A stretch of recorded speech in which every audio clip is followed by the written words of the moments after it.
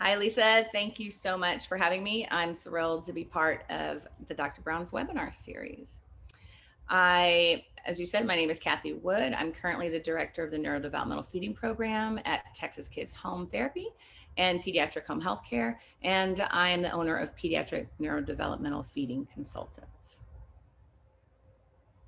I have no relevant financial or non-financial relationships to disclose today.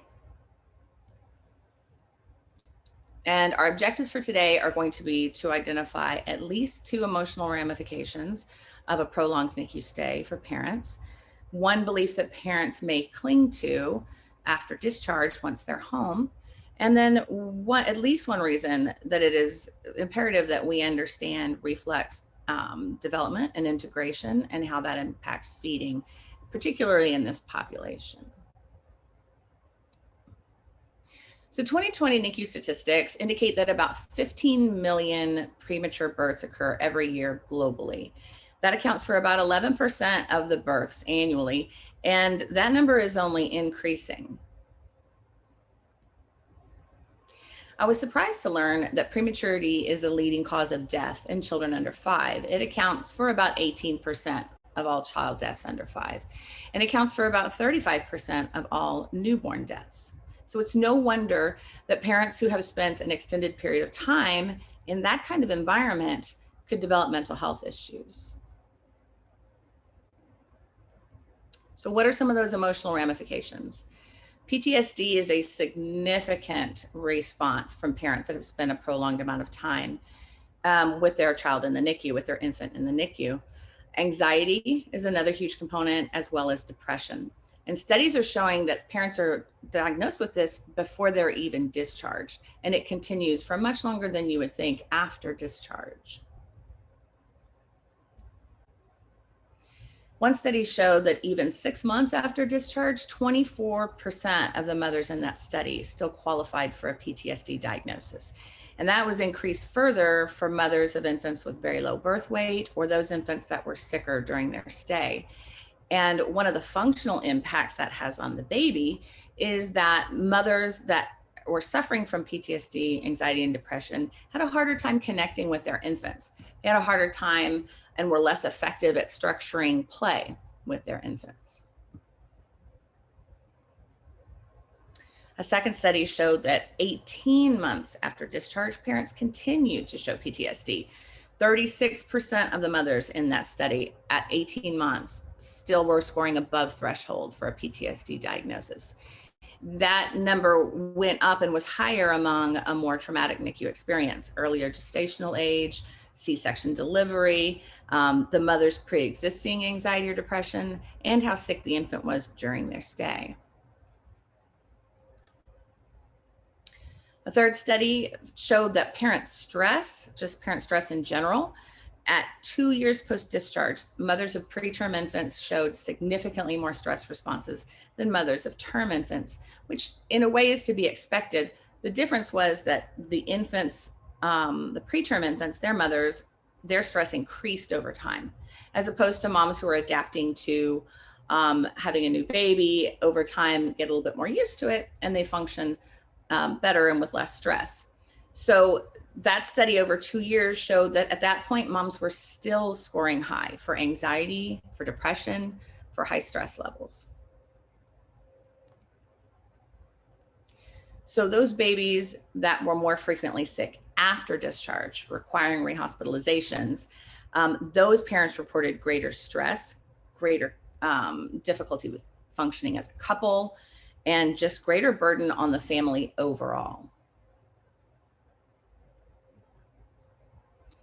So if you look at it somewhat inversely and look at the infant, one study showed that preterm infants and infants that had poor fetal growth trajectories, poor fetal growth risk, were much higher risk for physical abuse, sexual abuse, and emotional abuse. And that was independent of maternal age or socioeconomic status.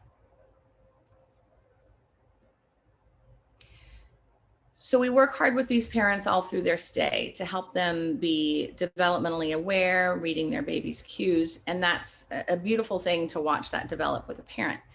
But often what we experience as NICU therapists is toward the end when these parents are really ready to go. They've been there a very long time and they're told, well, as soon as she can eat everything, she can go home. That focus tends to shift. And we realize that then they're disregarding cues, and it's a benign response because they just want their baby home, which is completely understandable. What that translates to at home with the mindset of they just have to gain weight, they just have to gain weight. We have parents that will overfeed their infants. They'll prolong the feeding times. They will overall disrupt in doing that the 24-hour feeding schedule, the 24-hour expectation for caloric intake. So what does that look like? A mom will often go, we just have to finish everything in the bottle. We have to empty the bottle. No formula left behind.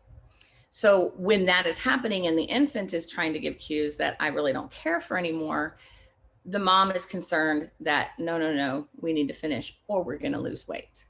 So when they're being forced to some extent, you see increased GI discomfort. You see that the reflux is exacerbated, the baby's irritability is increased. They start to become aversive and not want the bottle because their body is telling them they're not ready for it. And it also deprives the infant the opportunity to learn to self-regulate. Another way we see parents overfeed often is that when their growth trajectory has increased and they're consistently on the rise, a lot of pediatricians will either recommend to back off on caloric value, or they will say it's okay to drop a feed. You don't have to wait in the middle of the night to give that feeding.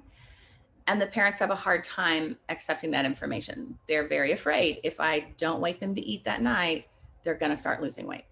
So they will continue to wake in the night to feed, which disrupts regulating of the sleeping patterns and decreases hunger when they wake in the morning. And for a parent that has a lot of anxiety about their child completing volumes, they get them up for that first feed, they go to feed them and the baby's just not ready at that point. And it sets the tone for their whole day. Oh my gosh, this isn't a good feeding. This whole day is just going to be stressful. So in an effort to ensure that they take everything, parents will tend to prolong the total time it takes to finish that bottle. So if I ask a parent, so about how long is it from start to finish for her full volume? Often I get, oh, well, we finish in under 30 minutes because that's what they've been taught. You really need to finish in under 30 minutes before you start burning calories that you're trying to take in.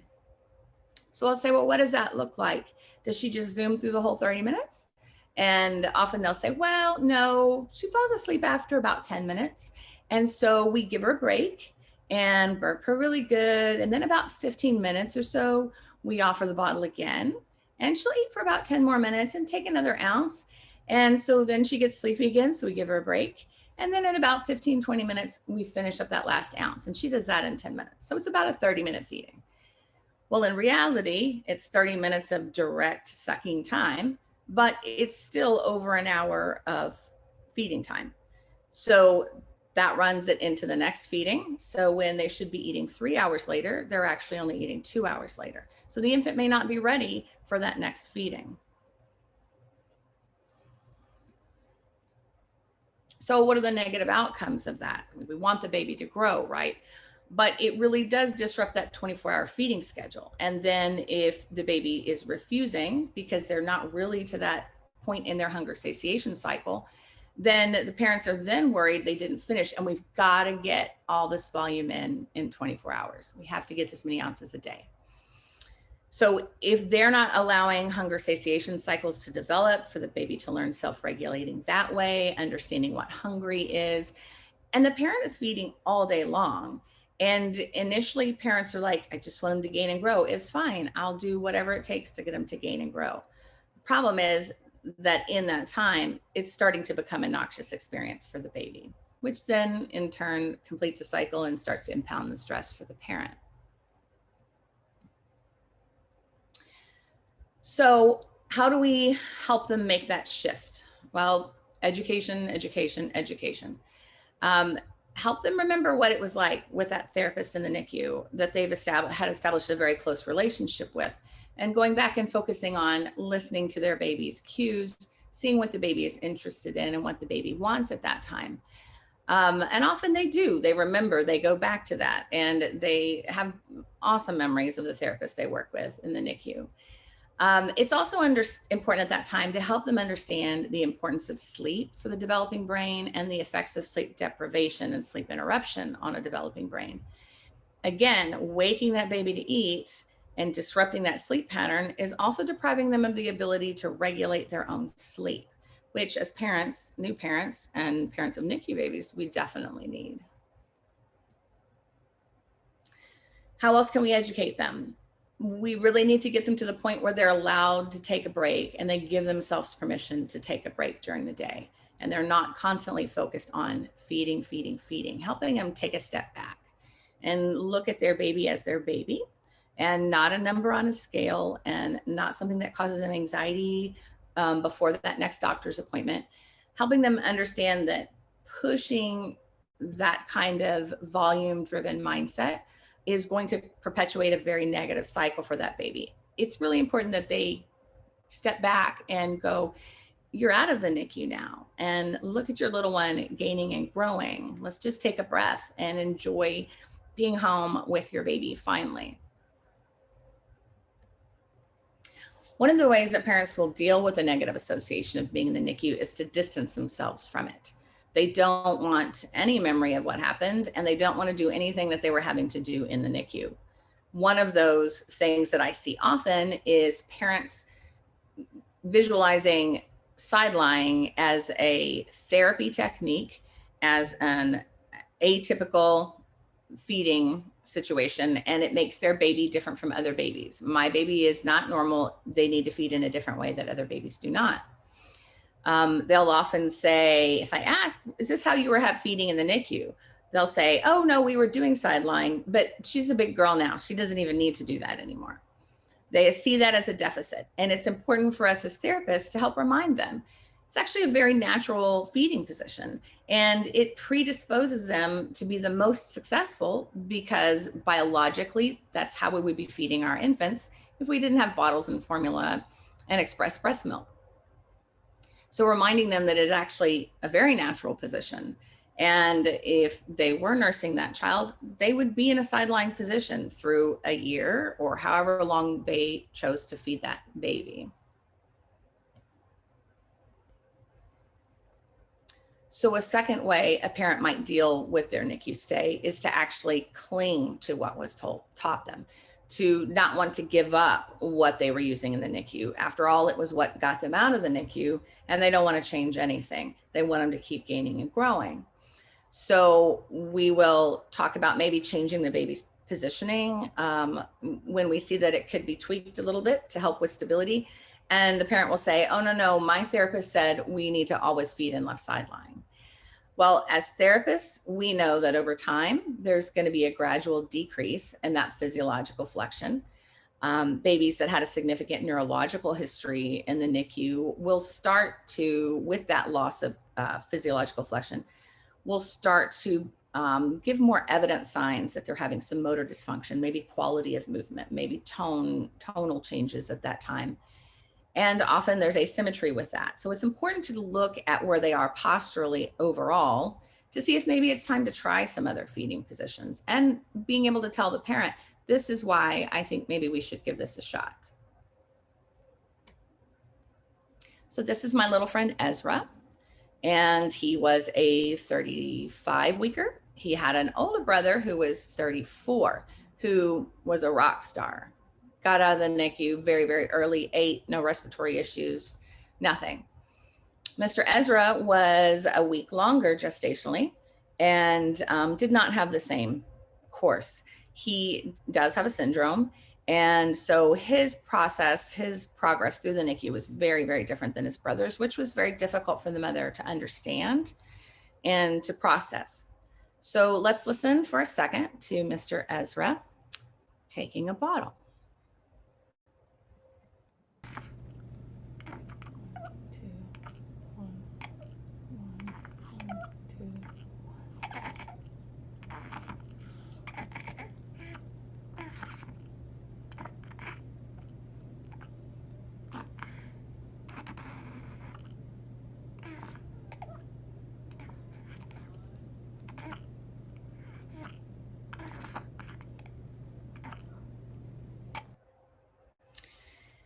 So in looking at Ezra, obviously there's some positional things we might change, bringing his little arms to midline, maybe holding him closer to her chest.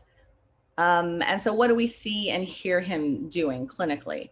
We see breath holding, irregular respirations, that audible gulp, a persistent and increasing nasal congestion that is consistent with nasal regurg that showed on his swallow study before discharge. His state is decreased and he's not really self-regulating. Did he pause on his own? She didn't have to stop him? Yes, he did, but not after several intermittent bursts of breath holding and then trying to regroup at the end of that.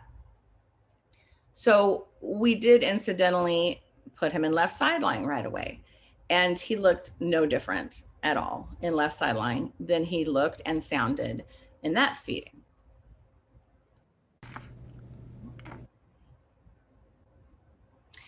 So in looking at his overall movement patterns, we decided to give him a try in right sideline, which is always challenging for us therapists, the majority of whom are right-handed feeders. So he was making me work hard during that session. But we put him in right sideline and he was a different little man. He still has an audible vocalization on exhalation, but you don't hear the paradoxical cord movement any longer. Let's just take a look at how he's doing.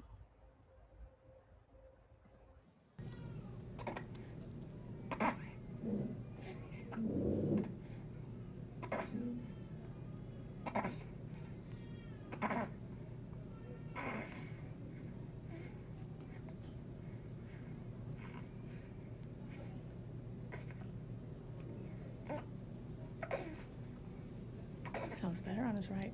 A lot better.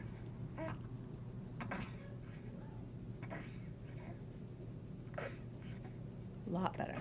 Yeah. So at that point, he did still have that audible exhalation, hardly any of the nasal regurg, very significant reduction in breath holding until he initiated the next sucking burst. And then there was that trace disorganization before he got into a very consistent rhythmical pattern. For him, toward the end there, it was 3-1. But even listening to that audible exhalation, that little bit of vocalization, even that was rhythmical. Even that you could tap your foot to. He's alert. He no longer is gulping, and took a very controlled pause time and a controlled initiation of the feeding.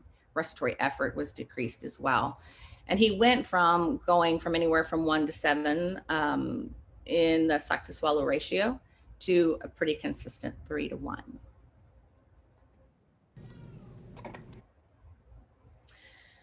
So they're also very hesitant to switch things up in terms of nipple flow rate for a couple of reasons. First of all, that's what they did in the NICU, what got him out of the NICU.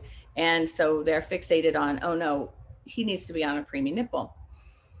The other reason is that parents say, but they're coughing more, and so I don't want to go any faster. And while utilizing a slower flow rate in the NICU with maybe more compensatory pacing for self-regulation is very important for the premature infant, and important for a variety of our patients as well after discharge.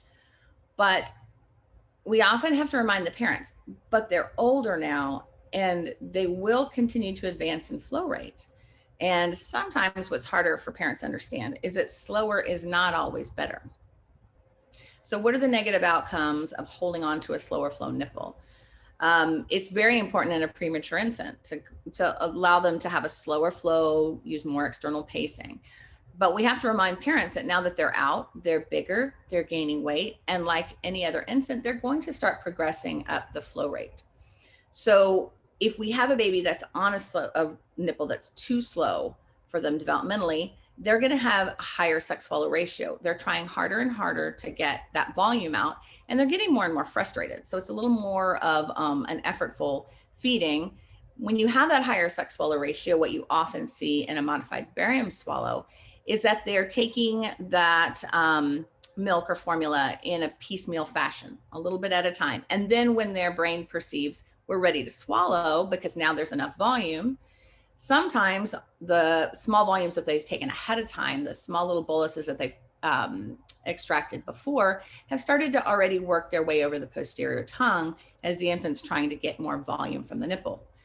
That leads to premature spillage. It can lead to pooling in the piriforms and leave milk or formula adjacent to the airway, putting that infant at higher risk, which is often why we start to see coughing in these infants when they have such a high sex swallow ratio, because of the need to move to a faster flow nipple.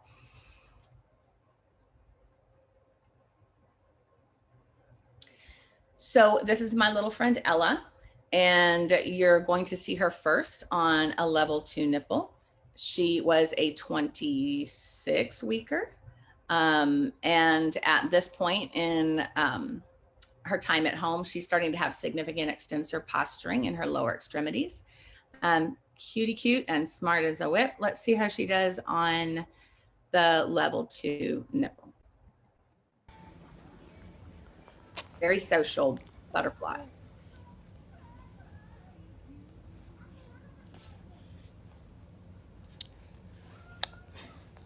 Oh, girl. Hey. Hey. Hey. Are you eating? Is it delicious? Hmm? Before she lost that seal, what, 7, 8?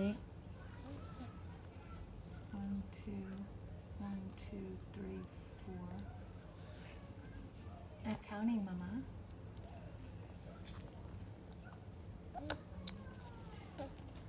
3, 4. 1, 2, 3. 1, 2, 3. 1, 2, 3, 4. 1,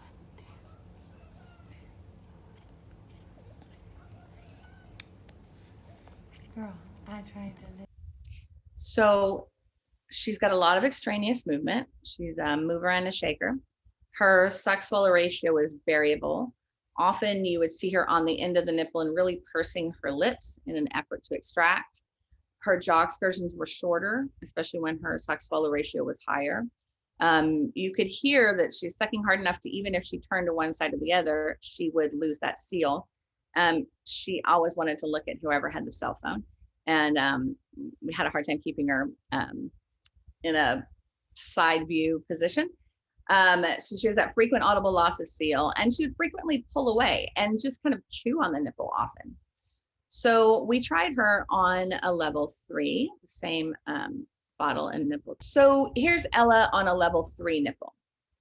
She is being held in a little bit more of a supportive fashion with her arm brought a little bit closer to midline.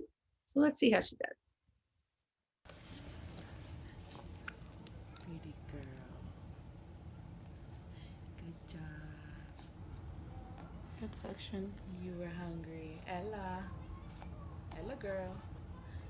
You were hungry. I'm sorry, Mama. Well, when you feed her, Mama, she's reclined or like this, or she's... I'm going to move her to you so you can feed her too. That way we... So just in general, calmer feeding, decreased extraneous movement, her suck swallow ratio slowed way down and was in a beautiful rhythmic 2-to-1 or 3-to-1, consistent, rhythmical. And even when she was turning to look, she wasn't losing that seal any longer because she wasn't so tightly latched on to the end that if any movement of the nipple off of midline was going to break that seal. She had wider jaw excursions. She had a different oral posture on the nipple. Her rhythmicity was improved. She was calm, she was consistent, and her burst length was longer without interruption. So why is it important for us to understand reflex integration, particularly in this population? It's really imperative. We need to know when those reflexes are there, when they should be there, and if they're there when they shouldn't, or if they're not when they should. And it's very important that we also communicate this to the parents. So often what I'll hear in a neurodevelopmental follow-up clinic that I work at as well, are parents saying, they come back in and they're at the 3-month point after discharge, and they're saying, well, he was eating everything in the NICU and now he's really struggling. And worse yet is when they go, well, he was doing fine until we got that therapist. So in the essence of self-defense, it's very important that you educate these parents early that there is going to be a shift. There is going to be a change from reflexive feeding to volitional control of the feeding. And in particular, for those infants that have a significant neurological history, it's important to explain to them, hey, during that transition, we may falter a little bit. We need to be very closely watching for refusal, not interested in the feeding, coughing a little bit more. And if we watch for that now and pay attention to that transitional phase, then we can stay ahead of it and we can do whatever we have to do, change whatever we have to change until we can get through that transition and get them in a stable, controlled feeding situation.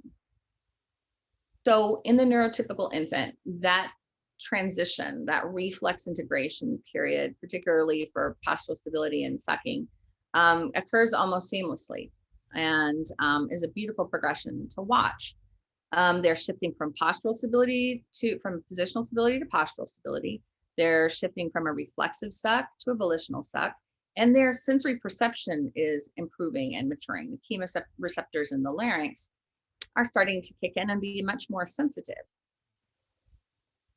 So with an infant that is not neurotypical, that has had a significant neurological history, those kiddos are going to have a very difficult time maintaining that postural stability. And the demand will be on the parents for providing more support. If they're not having anybody supporting them and recognizing that, it can go downhill fairly quickly. Those infants will have difficulty coordinating the sex swallow breathe ratio, and they may or may not cough in response to what may have been a pre-existing aspiration. So let's take a look at some of those primitive oral motor reflexes. We talked about the reasons that you would have these oral reflexes. The purpose of them in general is threefold. They may be a survival reflex, they may be a protection reflex, they may be something that prepares you for something coming ahead. So from a survival standpoint, gagging, rooting, sucking, rooting and sucking are the survival reflexes. Gagging and coughing tend to be protective reflexes, although we know gag may or may not be present. And then the preparatory oral reflexes would be the phasic bite, which is a rapid, repetitive, phasic jaw opening and closing, which is a precursor to chewing, and the transverse tongue reflex, which is lateral movement of the tongue to wherever the stimulus is, which prepares us for bolus transfer in order to chew. So let's take a peek at what that looks like. We're going to be looking at two kiddos. This is Mr. Rhett. We saw him earlier. We're going to be looking right now at his sucking reflex. It's a little tiny bit into the video. This is a reflex that integrates between 3 and 6 months. And we talked about how some of our kiddos that have had taken a more neurological impairment course in the NICU may have issues as this integrates and becomes volitional instead of reflexive. So let's take a peek at Mr. Rhett. Once he latches, looks a little bit surprised, which is kind of a sign that that was definitely a reflex kicking in before he realized that that was a pleasant, soothing response. Next is the tongue thrust or tongue protrusion reflex, which integrates between 4 and 6 months, right when we're about to start doing dissolvable solids and purees.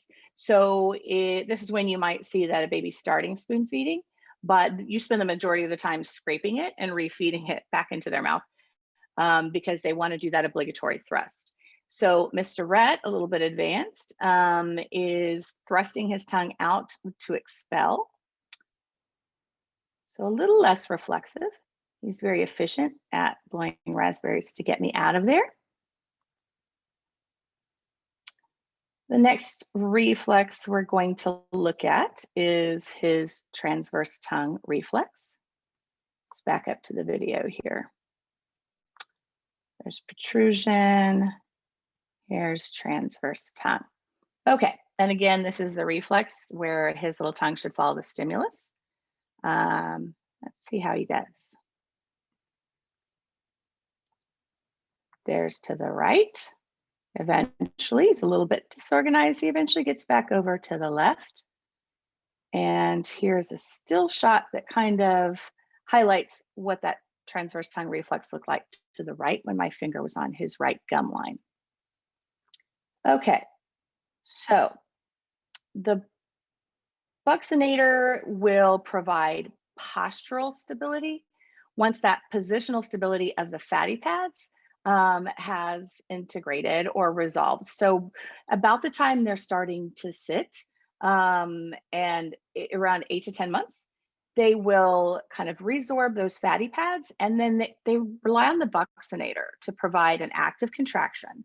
Will be what holds the nipple at midline and stable in the mouth. That contraction is what will narrow the intraoral space, since the fatty pads are no longer there to do that. And that's what will ultimately activate to co-contract with our the lateral border of our tongue to be able to maintain a solid food bolus on the molar surface to chew it efficiently. So that cheek contraction is as important as the tongue contraction to the lateral side, and jaw stability. So let's take a peek at Rhett having a little bit of buccal contraction. You'll notice a contraction here when I'm on this side and here when I'm on the other side. So the anterior aspect of the buccinator ends right at the lateral commissure and activates just beyond lip retraction.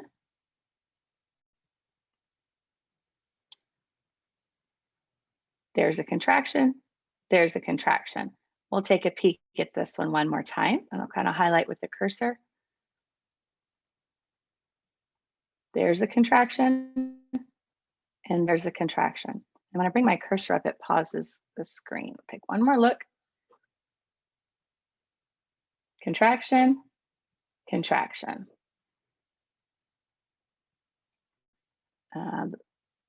Second to the last thing we're going to look at with Mr. Rhett is his phasic bite reflex. Again, a precursor to chewing, repetitive munch, integrates, that reflex integrates between 9 and 12 months when they start actively chewing solid foods. So you'll have to watch pretty quickly right there on the right, that little repetitive jaw movement. The left one on your left side of the screen is a little more difficult to see because my big hand's in the way. One more time, phasic bite, and eventually phasic bite if you can look at his cheeks to see that. So what we're going to look at next is just a little sample of his nutritive sucking. So again, reflex 3 to 6 months and integrates. What I really want you to pay attention to, though, is the stability that you see in his cheeks and his jaw. You don't see a lot of extraneous movement of his cheeks. They're nice, stable, holding the nipple in place. So let's take a peek at that nutritive suck.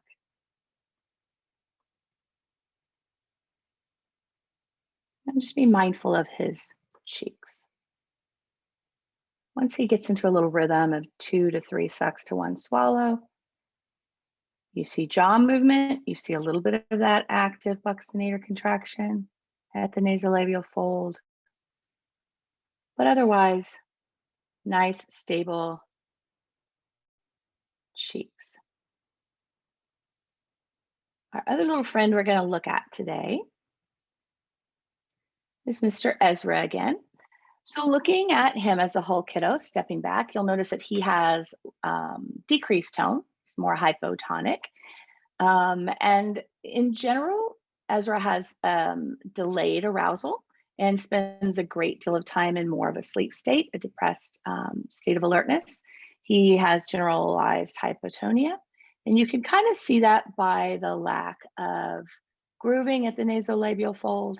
He has a gently open mouth posture at rest, which we prefer not to see with our patients. Relaxed anterior tongue, relaxed, beautiful lips.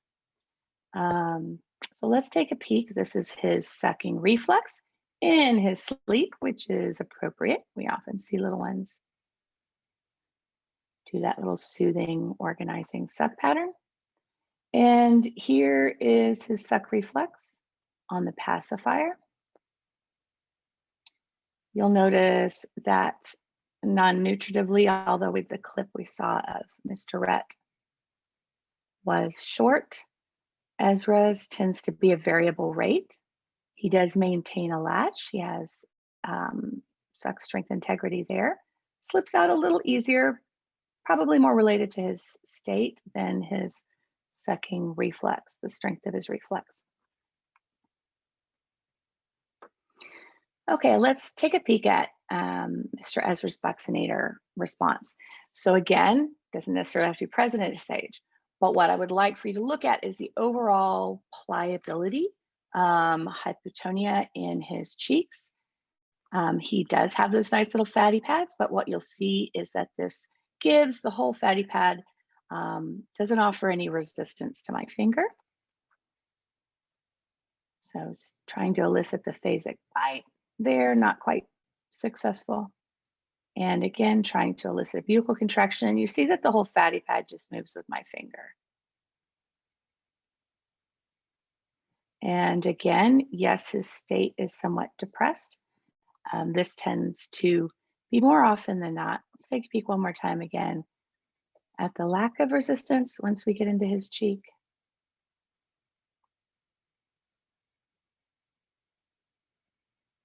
You can see basically his entire cheek moving. Same thing on the opposite side.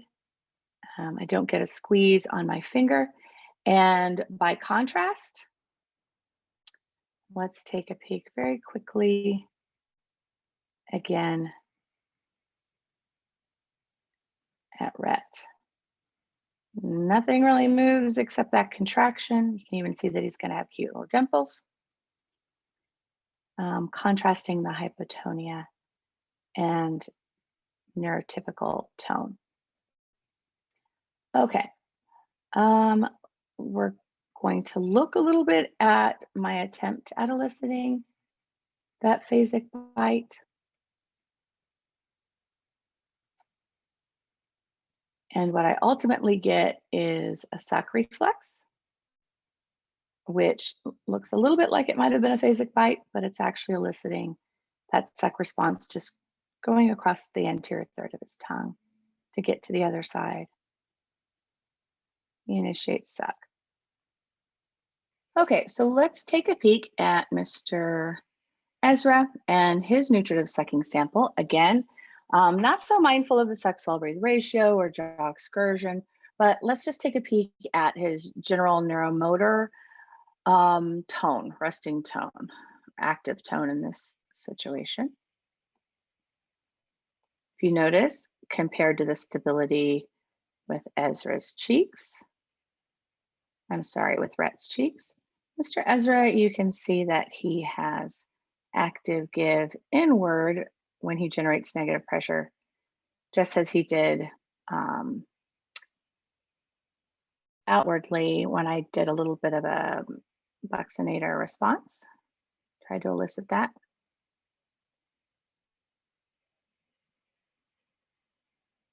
Take a peek one more time since it's just the beginning of the clip. See how his cheeks kind of give. That buccinator nor his fatty pads offer any resistance. Contrasting that with our friend Mr. Rhett. He has significant stability of his cheeks. You don't see really any movement except that buccinator. Otherwise, cheeks aren't giving. You see jaw movement. You see a little bit of that buccinator contraction right here at the corner. Otherwise, the resting integrity of his cheeks and active integrity are more neurotypical. Okay, so let's talk about the paradigm shift involved with that. Being able to do a thorough oral mech and explain those primitive reflexes to the parent offers somewhat of a prognostic indicator. This can be very reassuring for parents who already harbor fears. Is everything going to be okay? Is my child going to be typical? Will there be any residual deficits from the prematurity?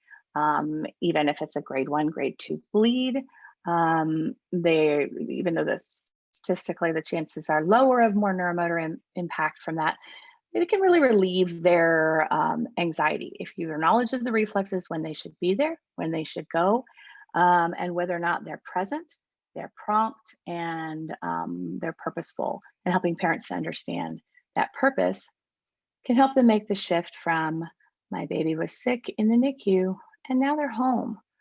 The other aspect of education will be preparing them for the possibility that it will not go well, that they will struggle at that point of transition. Informing them and educating them before they get to that point. So they're aware that there might be a struggle. You can educate them on the signs to look for well ahead of time. You're there maybe twice a week. They're there all the rest of the time, helping them be able to identify those early possible signs of aspiration or struggle, respiratory discoordination, audible laryngeal wetness, and then discussing with them then if those things are going to happen, if we're going to falter at that transitional time, then what are some of the things that we can do? And what the plan would be to either manipulate the flow rate, manipulate positioning. For me, the last ditch effort is thickening. However, in this case, we really are trying to just help them maintain the organization that they had reflexively until they can have that learned motor pattern volitionally, that coordination volitionally as best they can. And so if we need to thicken a little bit to get them that extra response time, a little bit better bolus viscosity to keep it from entering the airway, if at all possible, we want to do that. Once we know that that motor learning has taken place, then we can start fading the thickness and hopefully get them completely off of that, just getting them through that transition. Educating the parent of that helps them feel aware, in control. They've been relinquished of all control for a very long time in their child's life, in their life as parents. So educating them in the right way, saying, hey, this might be a problem. We want to be on the lookout. Even if your concern is their neurological history was significant and it has a pretty good chance of not going well, we want to just make sure we have them look ahead of time and just be prepared, help them to be prepared. It reinforces that they're capable of watching for those things, that as a parent, they're going to know their child better than anyone. They'll see it coming before you do, and that they have you as a support and that you have a plan. The other paradigm shift in terms of education that can help is to help them understand that, yes, maybe they're coughing now. That actually may be a sign of progress rather than regression. It may very well have been silent aspiration prior to this point. And now that they're having some sensory organization, some cortical organization, increased myelinization, and getting those sensory receptors active subglottically, supraglottically in the larynx to perceive that there's now a violation of that airspace, that may be actually a great sign of cortical organization. So we want parents to, yes, be concerned, and that's great that we've realized that now there may be a problem that we weren't seeing before, but it is a sign of maturation. So we want to make sure that they also see the silver lining with that.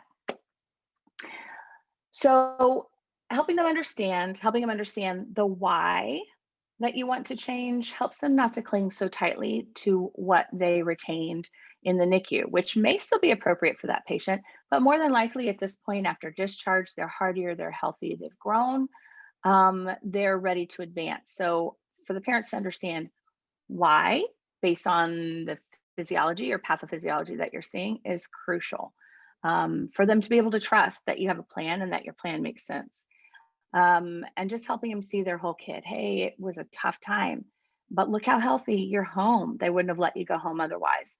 So helping them sit back and see that they have a big kid and we want to try to help them be independent as a big kid and help them along that journey. So what paradigm shifts need to occur for therapists? If you have not had a NICU experience directly, you want to make sure you do everything you can to be able to bridge their experience in the NICU and the service they were provided there with a NICU feeding therapist. And that's bridged over to the home setting. And that they do feel like that you have an understanding of the vernacular. You understand what the medical complications are facing a premature infant.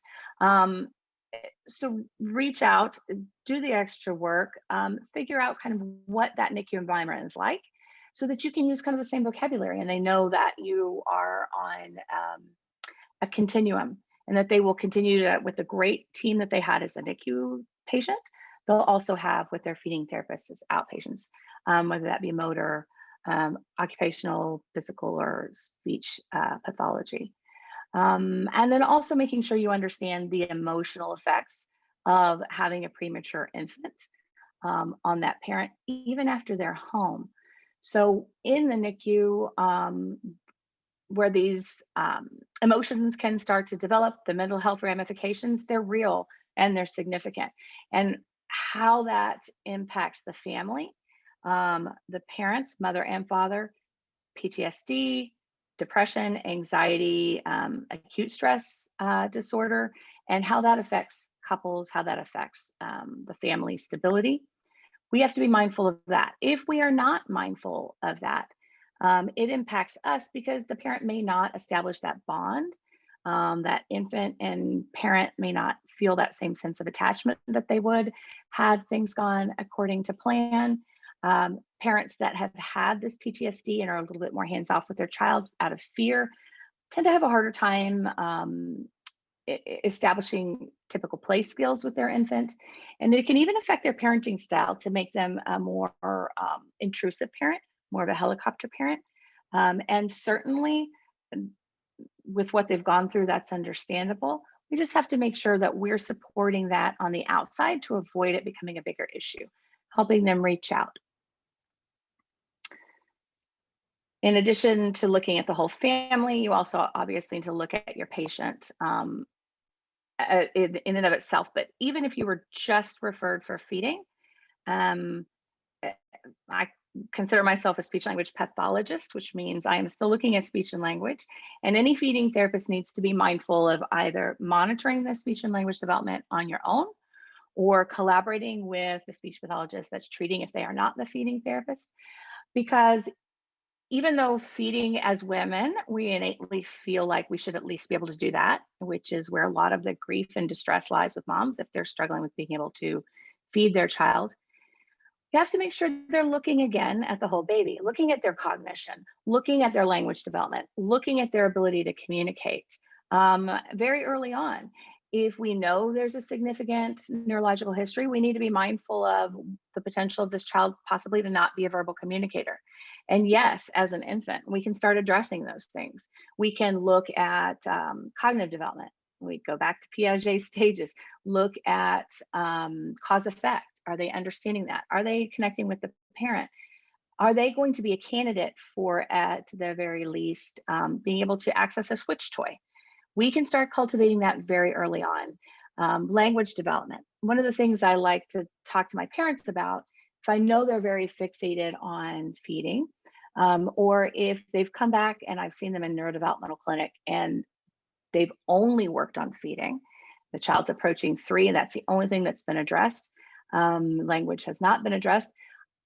One of the ways I help remind them and kind of bring them back to looking at their kiddo as a whole and not just a patient that needs to eat, a baby that needs to eat, is telling them, you know, hey, your kiddo can be the president of the United States with a G-tube, but if they can't communicate, that's not going to be an option for them.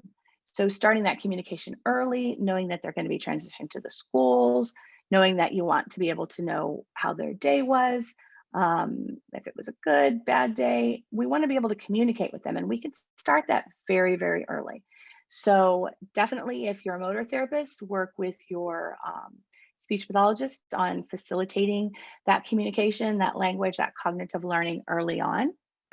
I love cross-disciplinary support. Another paradigm shift, besides bringing the NICU knowledge into your realm and into the parent's home, is to establish those relationships for yourself. Reach out back to the NICU therapist. They were with these families at a very crucial time. They typically are very close to the families. Some keep in touch afterwards. Reach out to that therapist. It also gives you a picture of the child's entire journey. So the parents, a lot of it's going to be a blur. There's some parents that remember the dates on point, and there's other parents that just go, I don't know. I don't know how, I don't know, but I just don't remember. So when you're speaking with that therapist, with your colleague, they can give you a very specific description, not just of what they were doing just before discharge, but their entire course and what may have happened in that course that would raise red flags or have guided the treatment path that that therapist may have chosen in the NICU. It's invaluable information that the parent may not be able to give back to you just based on the stress of the environment. And you reaching out and being able to communicate with that therapist also reassures the parent that, hey, we've got your back. We're all still on one team.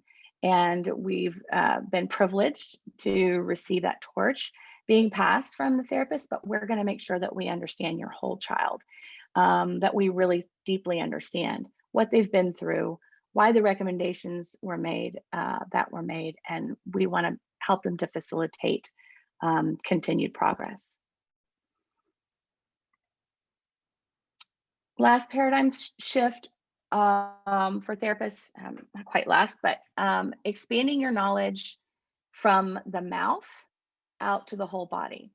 Often, if you're not a motor therapist by trade, occupational therapy or motor therapy, often in school, we don't get a lot of the developmental background and how that links with the motor development, links with feeding development, oral motor development. So it's really important that if it's not a core knowledge you have, that you get that knowledge, that you find that knowledge, whatever continuing education course, but certainly and very importantly, collaborating with your colleagues, your motor colleagues, to understand what's happening. Understanding those milestones is imperative. It's imperative for the parent to know what's coming next. It's imperative for you to know what's coming next. And by the same token, understanding those reflexes that correlate with those those stages of motor development as well. So being able to educate the parent, you having a solid core knowledge will very much guide your treatment direction. Last paradigm shift, bringing your knowledge, your clinical knowledge, to make it available for the parent. So helping them understand those things in a way that they can receive at the pace that they can receive, having just come from a very stressful environment. Knowledge is power. As I mentioned before, they've felt powerless probably for a very long time and probably still do. A lot of parents have existing fear that maybe they can't care for the baby as well as the nursing staff could, and the fatigue setting in. If the child's been in the NICU and has been sleeping in the NICU, the parents have still been sleeping at home. And even though they're very stressed, it certainly is less fragmented than when their little one comes home and there's not a nurse to tend to them. So make sure that you make your clinical knowledge available for the parents to receive in a way the parents can understand it. Because if we can empower the parent, then we can expedite that progress. We're there a couple of days a week, parents are there the rest of the time. Empower them, help them to know where they're going. That knowledge is power. Help them focus on their ability to independently feed their child, to be the very best feeder between both of you. Give them that sense of confidence. And a lot of times with parents, I'll have that home program where we keep a notebook going between us. So we can kind of make sure that we've got at home a visual cue of, hey, don't forget, this is what we're working on. Hey, shoot me a text. Hey, send me a video and let me know how things are going between you guys at home. When we empower the parent, we really do expedite progress. Thank you so much for your attention. It's been really a thrill to be here with Dr. Brown. Having participated in these webinars for a very long time, it's exciting to actually have the good fortune to contribute. I appreciate you having me. Are there any questions? Thanks, Cathy. And thank you to all the early intervention folks of you that have joined us today. You can tell by all our questions that people love this clinical information. They love your videos. So I very much appreciate you sharing all of those pictures and case studies with us. We are going to, I know it's the top of the hour, we are going to stay on for questions, but for those of you who do have to get off and have to go see patients, I'm going to do the a little bit of office, so you know what to do after this webinar. So within 24 hours, remember, you're going to get an email from us and it will have the link for the evaluation and directions on how to get your CEU. So you will be getting that email if you were on this webinar. And we will also be posting the webinar and the references, and Cathy has given us permission to share her slides. So in about 2 weeks, all of that will be on our website as well. Okay. All right. So let's get to some of these questions for those of you who can stay on. And I'm going to break them up into, because people are asking them per patient. So let's start with Ella. People want to know why, first, a little bit about why she even came to you. And then, in your professional opinion, if a child like Ella does great on a level 3, then band 2, but bounces back and forth between levels, would you recommend to stick to a certain level for an amount of time? So Miss Ella was referred, she had swallowing issues in the NICU. She had not had successful treatment before she was referred to our agency.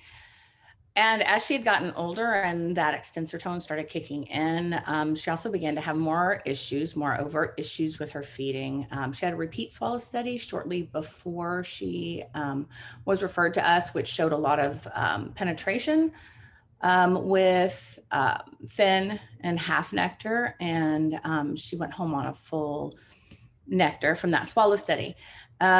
She, as you could see, was much more organized, which I think is a nice, clear example of when they're sucking harder. There's more spillage, premature spillage over the posterior tongue to get them in trouble. Because once we moved her from a 1 to a 2, she was much more organized and had much more bolus control. That initial suck gave her a big enough bolus to know it's time to swallow already, as opposed to the little bits at a time. Ella is now transitioned to between a 2 and a 3. So in terms of the question about, what do you do when they fluctuate between flow rates? I think that's pretty typical in terms of, I know when my son was transitioning off of a bottle after we had stopped nursing, he had to switch back and forth for just a couple of weeks between like a 2 and a 3, I think it was. He was on a 1 for the longest with a sitter because he choked all the time, of course, the son of a speech pathologist. So I would expect there to be a little bit of a transitional period, especially because we already saw that she had that little bit of difficulty when she was doing the transition to volitional sucking. So I think you monitor it. Every day for me, every visit with a patient is a problem solving session, a lot of diagnostic problem solving, critical reasoning. And I think you just intermittently go back and try. And the parent can have the freedom to do that if you've educated them as to what is not looking so good. Lisa, did I answer all of that? Yes, thank you. All right, so let's talk about Ezra. People want to know, was Ezra able to create the learned motor patterns since he didn't have them in the video and the lack of the contractions? Which goes to, there's another question about how to improve that as well in therapy. Okay, so as I mentioned before, he had a pretty unique syndrome, letters and numbers, nothing that we have a name for. And as he made it to the other side of that transition, he didn't quite make that leap. And his low state has continued. As he's gotten bigger, his low tone has been, kiddos that have more hypotonia are kind of victims of gravity, and weight gain and growth is not necessarily their friend if they don't have good head neck control, core stability. So unfortunately, he's had airway compromise. He has not fed orally for some time. He's not my direct patient. I see him consultatively. And they're considering tracheostomy, both for, as his tone is low, he obstructs his airway easily when he sleeps. And being in a more depressed state, doesn't clear as well when he coughs, not quite as a productive cough. So unfortunately, he wasn't able to bridge that gap. And as far as that learned motor pattern, it integrated. And then what was the question you said about It was along that same about how do you help, facilitate that if they have the lack, but. Okay, so for our kiddos that might bridge that gap, they may be able to work through that. A lot of times we'll use a little bit of cheek and jaw support. And definitely, very seldom have I ever done bilateral, but a little bit of sideline typically helps, biases the bolus toward the side of the epiglottis and down the lateral pharyngeal wall. So that's helpful. It makes respiration a little bit easier. Babies should be belly breathers. It lets their belly fall to gravity. It biases the rib cage to a more open position. If you're on the side, the pressure is this way. And it also kind of mitigates the flow rate a little bit. So if we have, Ezra had beautiful fatty pads, just not a lot of integrity to support them. So with those kiddos, once those fatty pads have reduced, we may use a little bit of a lateral cheek support, maybe a little bit of lateral jaw stability, because if you realize that the tongue, you can provide a lot of stability, but they're also going to need stability and more distally, and if they don't have it proximally. So with him in the beginning, we maintained a sideline, gave him a little bit of cheek support on the lower side, which was my left hand with him, and just kind of helped him approximate the nipple a little bit better. Gravity helped the left side move toward the nipple. And that's how we supported him until he really began to struggle. And then if you're trying at that point to maybe advance viscosity, advance thickness, and their tone is a significant issue, they have difficulty extracting it, even if it's a higher flow rate. So unfortunately for him, even though we were able to capitalize on that reflex for a while, once that full integration occurred, he struggled. All right, we have a lot of questions probably from the non-motor therapists, but people are really searching resources that you can recommend for learning more about that reflex integration. So good question. And if you don't have any, we'll do it, off the top of your head. You can give me names of books and stuff and we'll put it. But if you have any right now. So actually, one of my very favorite books is by Dr. Arvidsson and her colleagues. And there is an amazing chapter, I think it's chapter 3, that is on the neuromotor swallowing assessment. Our team at Texas Kids is trained in a very neuromotor approach. We do a motor screening every time that we do an evaluation. Even if it's just for feeding, we look at the overall child with motor, we look at language, we look at sleep and poop. So even if you just keep with you a developmental milestone chart and look at gross motor, you can look at fine motor, you can look at socio-emotional skills and receptive expressive. But if you just look at that gross motor development, then you'll eventually learn that. I have a webinar in the works on looking at myelinization, which then improves neuronal connections and activation of the cranial nerves, helps them fire more smoothly, more quickly. And then how those changes show in gross motor changes, and how gross motor changes then are predictive of how oral motor function is going to work. So I had the great fortune of, when I first got out of grad school a million years ago, to work when they allowed co-treating. I worked at Driscoll Children's Hospital and Ada Wilson Outpatient Rehab. Now it's all Driscoll. But almost all of my sessions right out of grad school was with an OT or a PT. And even among our OTs and PTs, there was wide variation in skill and preference in treatment. A lot of the OTs had NDT training, and were able to do a lot of the gross motor, where I had several PT friends that were actually SIP certified and had a big sensory awareness. And if we're generalizing the way we shouldn't, usually our OTs support us more in sensory. So it was wonderful because that's how I learned. I learned right out of grad school to look at the whole child, look at motor development and how it impacts them. Once I moved to San Antonio, again, I was able to complete a neurodevelopmental, an NDT course. I would strongly recommend that if you have that availability. When I took it, it was 2 months long, 8 hours a day. And now I believe they break it up into segments. And it is all about motor development, all about reflex integration or lack thereof, and about helping babies and children maintain or achieve as typical of a postural alignment and stability so that they have a stable base to work off of. That it's wonderful. One of the, I think, most important continuing courses I've ever done is become NDT certified. Any milestones, take a copy with you every time, even if it's something you just kind of glance at, just use it every time and it will become second nature to you. Right. And cash in on your OTs and PTs. Yes. Awesome. Great. Thank you. People are starting to drop off because I know they're probably going to see patients. So we are going to stop there, but I promise to everyone in 2 weeks, go to our website, find the webinar, and all of the questions and answers are in an actual handout. So we will get all of those to you because these are such great questions.